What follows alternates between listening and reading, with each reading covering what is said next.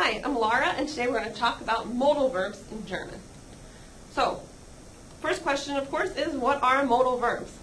Well, modal verbs allow us to express an attitude towards an action. English has many modal verbs, such as to want to, may, can, and so on. And modal verbs are typically combined with another verb that's the one expressing the action. So here I have a couple examples in English. I want to learn German, and I can cook well. We have the modal verbs want to and can, and we have the action verbs learn and cook. The German modal verbs, we're going to just go through them very briefly, and then we'll talk about each one in a little bit more detail. We have dürfen, which means to be allowed to or may. We have können, which means to be able to or can.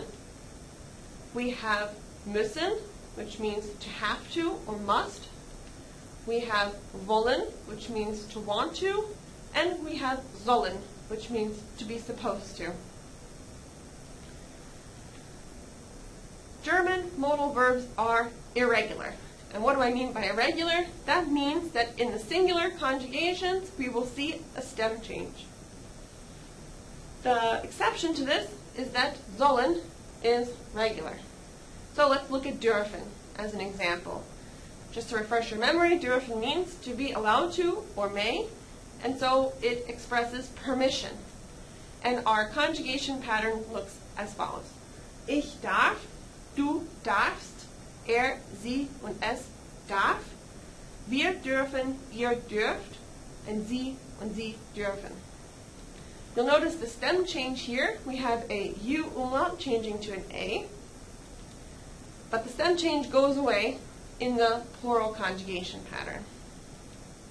Let's take a look at an example. So a kid might ask the question, Mama, darf ich ins Kino gehen? Mom, may I go to the movies? And she'll hear as a response, Nein, du darfst nicht ins Kino gehen. No, you may not go to the movies. Können is to be able to or can, and it expresses ability. And this ability aspect is very important. It's a good thing to keep in mind. Here's the conjugation pattern. Ich kann, du kannst, sie, es kann.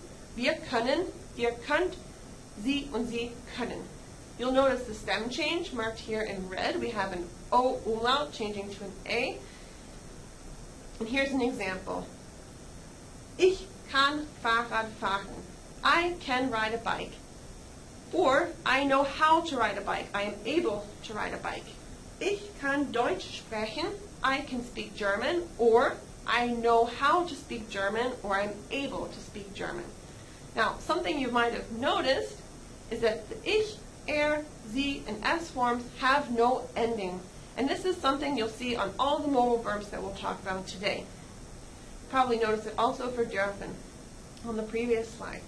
Our next modal verb is müssen, to have to or must, and it expresses an obligation. Here's our conjugation pattern. Ich muss, du musst, sie, es muss. Wir müssen, ihr müsst, sie und sie müssen. Here we have our stem change, which is a U umlaut changing to a U. And some examples. Ich muss eine Fremdsprache lernen. I have to learn a foreign language. Or, ich muss meine Hausaufgaben machen. I have to do my homework. And you'll also notice the ich, sie, and es forms all are without an ending.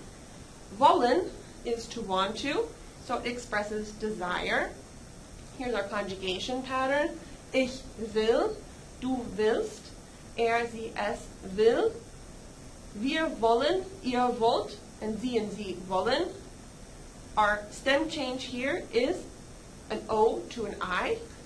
Here's an example. Ich will eine Fremdsprache lernen. I want to learn a foreign language. Or ich will ins Kino gehen.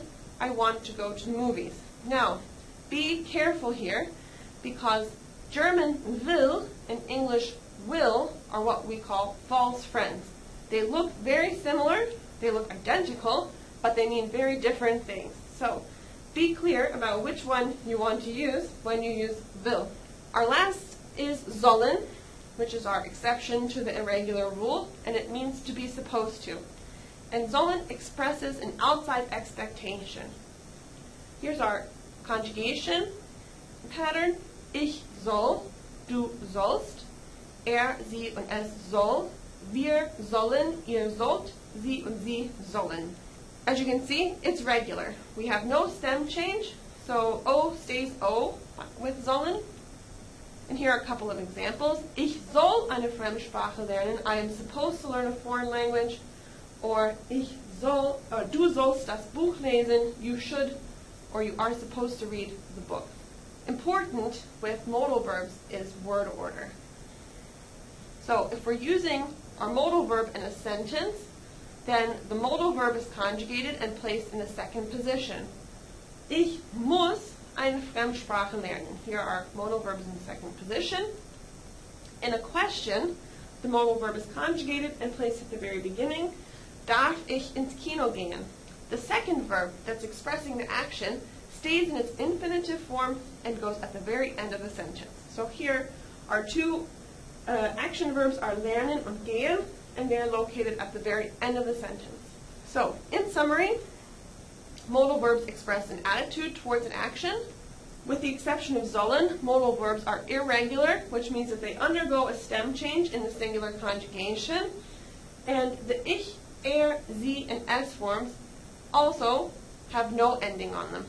The conjugated modal verb is placed in the second position in the sentence, and the infinitive of the action verb is placed at the end. And one more time to go through all of our modal verbs, we have dürfen, which expresses permission. Ich darf das Buch lesen. I am allowed to read the book. Können expresses ability. Ich kann das Buch lesen. I am able to read the book. Müssen expresses obligation. Ich muss das Buch lesen. I have to read the book. Wollen expresses desire. Ich will das Buch lesen. I want to read the book. And sollen expresses outside expectation. Ich soll das Buch lesen. I am supposed to read the book.